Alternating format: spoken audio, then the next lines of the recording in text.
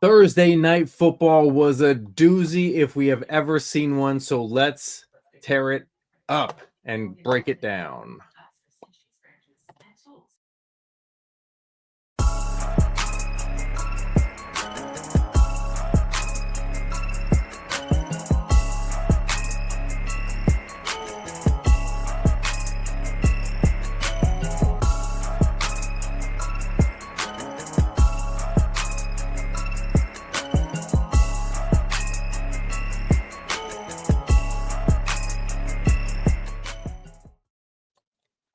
What is up, everybody? It's your boy Dirty with your boy C-Dub from Top Dog Coverage. If you have not yet followed us at Top Dog Coverage on YouTube, Twitter, TikTok, Facebook, and Instagram, Spotify, swipe up, hit the 5 stars, leave the comments for the algorithm, and Apple.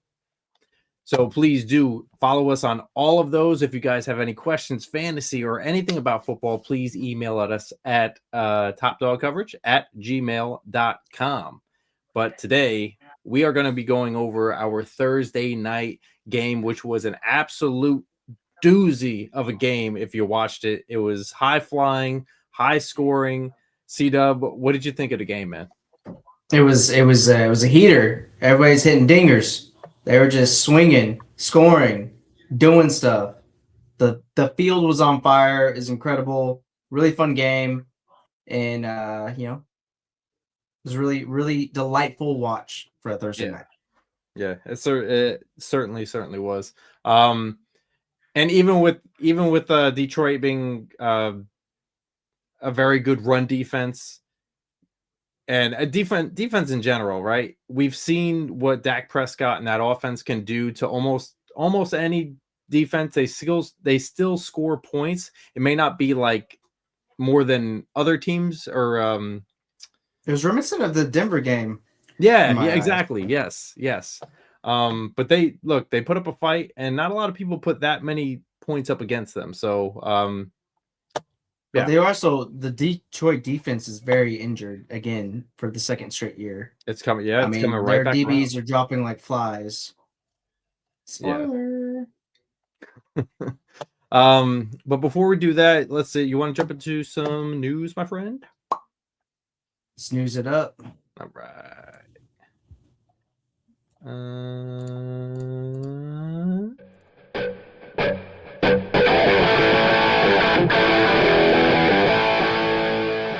All right, it's time for the news. The news is brought to you by Norse-Hall.com. So if you guys have not gone yet, you guys might want to check out Norse-Hall.com. So Norse Hall is a proud sponsor of the show. They provide us some of the best hot sauce and mead. So MEAD, which is a honey wine based in West Virginia. They have some of the best. It's called the Couch Burner Hot Sauce, which West Virginia does before football games. If you've ever been to one, they burn couches. Which is, I still have to experience that, but go to Norse-Hall.com for your hot sauce and your mead needs. So, let's get into some news, baby. We want to start us off, C-Dub? Yeah, let's go to the nation's capital. Let's go to Washington. So, Commanders quarterback Jaden Daniels is set to return in Week 14. Jaden Daniels has continued to make progress in his recovery from a dislocated left elbow. Despite the Commanders finding themselves out of playoff contention, their starting quarterback will return to action this week. Daniels has been able to practice this week, logging a limited session on Wednesday and a full one yesterday on Thursday. The reigning Offensive Rookie of the Year was recently cleared for full contact, so it comes as no surprise he will be in place against the Vikings on Sunday. This will mark Daniels' first game action since Week 9. So there were questions that were raised in the wake of that blowout loss about why head coach Dan Quinn kept Daniels and other starters on the field as long as he did. Since then, the Commanders have continued what is now a 7-game losing streak. Marcus Mariota has generally played well as a fill-in quarterback starter, but Daniels' return will certainly be welcomed by all involved.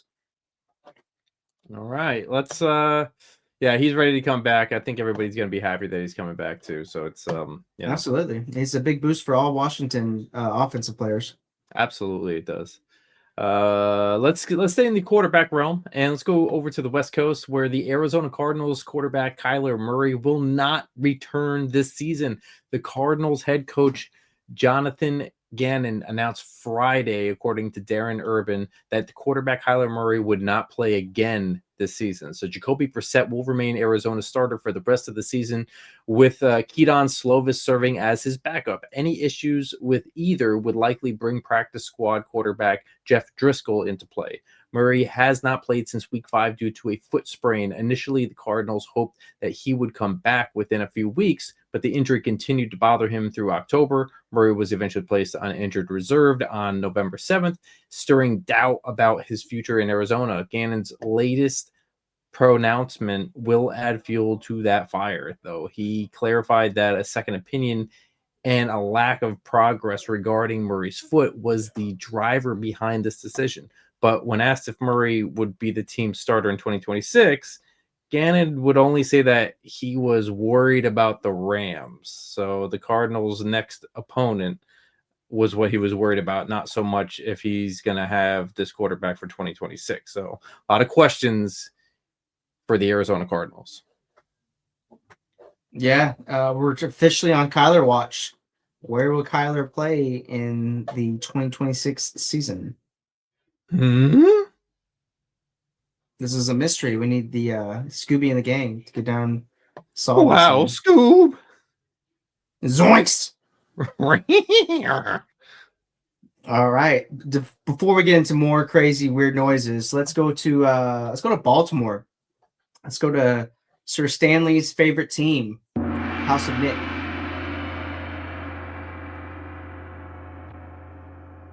I had to throw in another noise. I'm sorry. All right. It's peaceful, I guess. But the Ravens and Mark Andrews have agreed on a contract extension. So Mark Andrews will not be testing free agency for the second time. The accomplished tight end has agreed to a Ravens extension. The longtime Lamar Jackson target agreed to a 3-year deal worth $39.3 million. NFL.com's Mike Garafolo reports. The through 2028 deal includes $26 million guaranteed. This deal also comes months after rumors swirled about an Andrews trade. Instead, the Ravens' all-time receiving leader has secured a nice guarantee and will stick around. Baltimore has secured Andrews at a lower rate compared to his 2021 extension. Considering the cap's rise by nearly $100 million in that span, this represents good value for the team. Andrews has entered the season on his 4-year, $56 million extension. This one checks in just south of that in AAV at $13.1 million. That ranks sixth among tight ends. So the tight end market has not really moved much since Andrews' first Ravens payday. George Kittle and Trey McBride moved the bar to $19 million this offseason, one that included Jamar Chase dragging the receiver benchmark past $40 million per year. As Andrews' position continues to make modest gains, the Ravens were able to construct a reasonable third contract to quiet doubts about his future and provide some much-needed clarity on the club's post-2025 tight end situation. Yeah, Mark Andrews. I mean, I think it was a big secret for a while, whether or not he was going to come back. It was really looking like this was his last year. And sure enough, they're going to give him the bag. So that kind of puts Isaiah Likely in no man's land of what's going to happen with him. And he can really get a payday out in free agency. He's a very good tight end. Yeah, absolutely. I mean, there's plenty of spots. I think an early one could be potentially Kansas City, if this really is Kelsey's last season. And there's a lot of teams that could use a young athletic tight end and likely shown that he can be a dominant force. So it'd be really interesting to see where he goes. Yeah, absolutely. Let's take this up to Detroit from Baltimore, where Lions safety Brian Branch suffered a torn Achilles in last night's game. The Lions fear that star safety Brian Branch suffered a torn Achilles in the team's Thursday night win over the Cowboys, according to Jeremy Fowler. It was reported early this morning, according to Tom Pelissero, that Branch had been diagnosed with an Achilles injury pending further tests, stirring fears of a tear that would end his season. That will indeed be the case, as it is far too late in the season for Branch to rush back to the field. The third-year safety limped off the field late in Thursday's game and was carted back to the locker room. The Lions additionally announced Branch's injury was a ankle injury. After the game, he was seen in a walking boot and crutches, and head coach Dan Campbell confirmed the injury was believed to be serious. So Branch's absence will be a huge loss for the Lions defense, especially considering the myriad of injuries in the secondary. Cornerback Terrion Arnold out for the season for shoulder surgery, and Kirby Joseph. Two other cornerbacks, DJ Reed and Ennis Rakestraw, have also missed significant amount of time with injuries as well. So this is just another hit to that Detroit Lions defense, almost repeating what happened last year. Yeah, tough loss for that Detroit secondary. Yeah, I mean it was a high flying game yesterday. So I mean, there was a lot of stuff getting. A lot of balls getting thrown around and a lot of bodies getting flying around just to knock him out. And he was coming down on Ferguson a lot. You know what I mean? Just trying to make those plays, and he was doing a pretty good job. But with that being said, actually, you want to jump into that game real quick? Yeah, there's 81 passes and 74 points scored. So let's get into it. Jeez.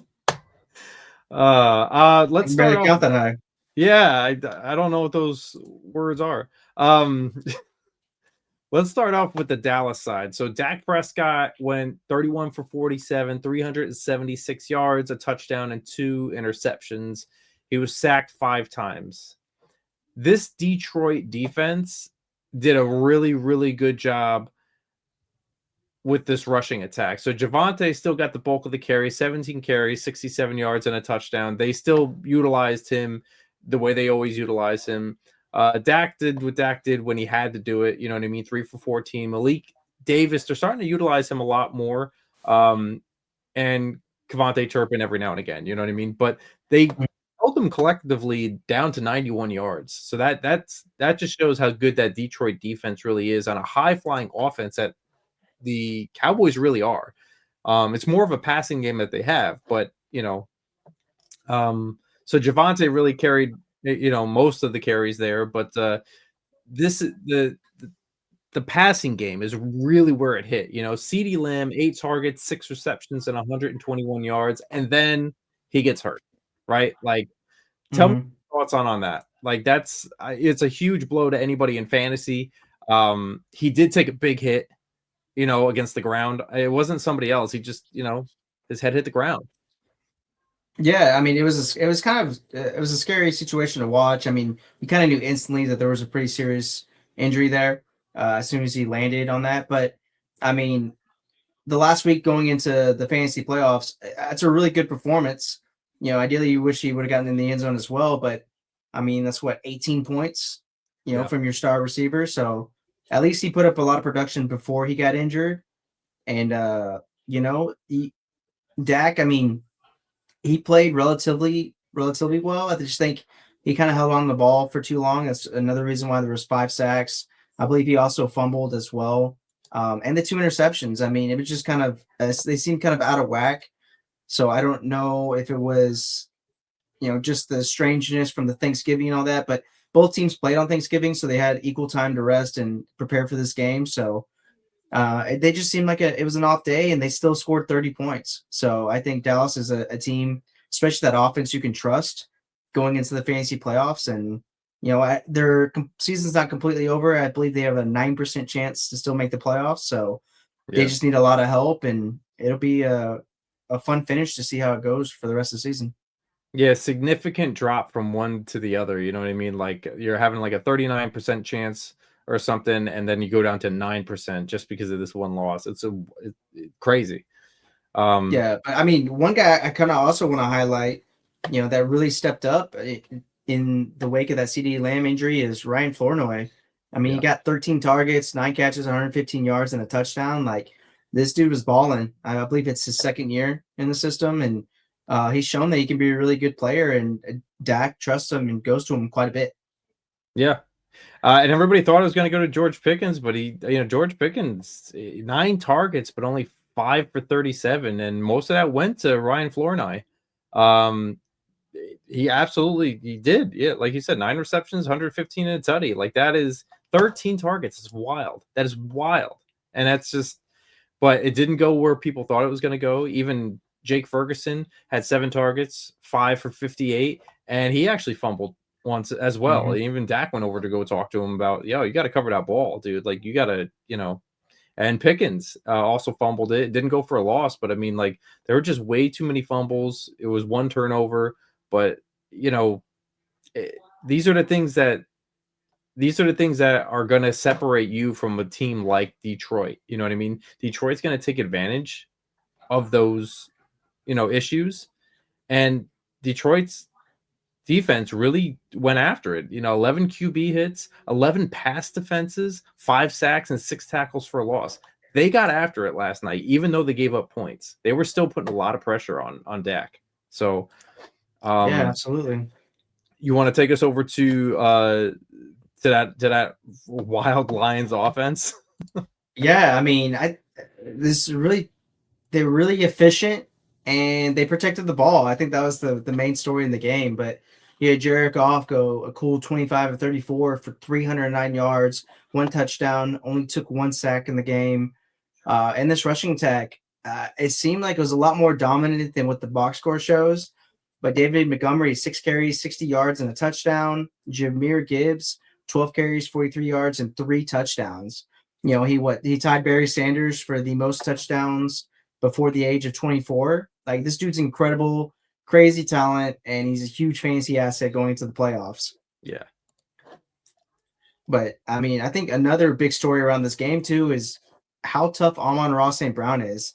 I mean, he had that bad ankle injury last week, was out of the game, didn't play at all. I don't think he practiced at all this week either. And he goes 9 targets, 6 catches, 92 yards. Jameson Williams, 9 targets, 7 catches, 96 yards. And Gibbs, 7 targets, 7 catches, 77 yards. I mean, all these weapons for Detroit, they're able to step up in big moments. Goff's a great distributor, and I mean, this Lions team, they got back on track, and I don't know, they're looking like they could be pretty dangerous on the stretch. I like how they're if someone's hurt, if someone's not going to be able to play in this wide receiver bit, Isaac Tesla, they're scheming him like an Alec Pierce. You know what I mean? Like that. That's how they're doing it, and they're finding ways to get him the ball, not so much volume, but the passes they do give him are like end zone, deep shots. They're making it Yeah. work for him, and I think it's very clear that they know how to utilize this man. Also, I will point out that the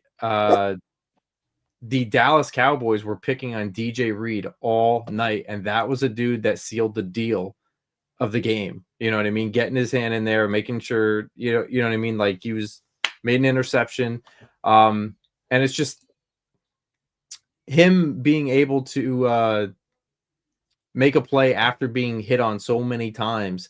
And then it happened on the other side. Jameson Williams started to really hit on Bland, right? Bland made a really good hit. He was making some noise, and then Jameson Williams, he made him look silly. He had his stop and go route. I'm sorry, he had this go route, and he just stopped and he went right by him. That's how fast and dynamic Jameson Williams is. So he was stopping on a dime. He was making cornerbacks look silly last night. So Yeah.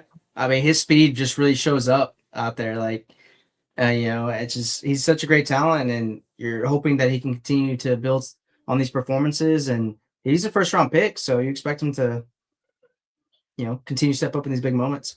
Yeah. And, so DJ Reed and Derek Barnes both having interception. Derek Barnes really sealing the deal. I'm sorry for that last interception at the end there. But at the start of the second half, right? Yeah. No, at the Right end of the after game. halftime. At the end of the game, because Meek Robinson got his hand in there to hit the ball, I think, away from Pickens, and that's when Derek Barnes ended up getting that one to seal the game up. But during the second half, I think that's when DJ Reed was able to get in there and do what he had to do. But it's a wild game. It was a fun game to watch, man. Very, very fun, very fun. Yeah. Detroit kept their season alive. It's good. Yeah, so we got a whole list of games on Sunday. So make sure you guys set up your lineups and make sure you guys follow us at Top Dog Coverage on YouTube, X or Twitter, however you guys say it. Okay, TikTok, Facebook, Instagram. Swipe up on Spotify, Apple, iTunes. But from your boy Dirty and your boy C Dub, that it is all for us today. And make sure you guys watching those Sunday games. All right, and we are out. Peace. Peace.